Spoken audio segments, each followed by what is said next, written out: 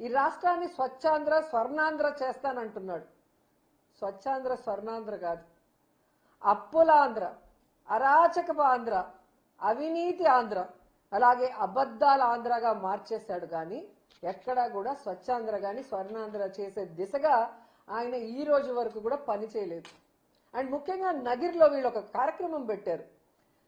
చంద్రబాబు నాయుడు 4 సార్లు ముఖ్యమంత్రి అయ్యాడు, కానీ ఈ 4 సార్లు ఆయన ముఖ్యమంత్రిగా ఉన్నప్పుడు ఒక్కటంటే ఒక్కటి కూడా చెప్పుకోవడానికి ఏ పని చేయలేదు.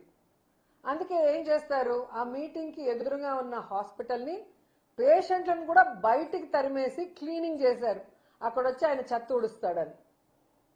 మళ్ళీ ఆయనకు తెలిసి ఉంటుంది ఈ నగిరి నియోజకవర్గంలో చంద్రబాబు నాయుడు ఏమీ చేయలేదు.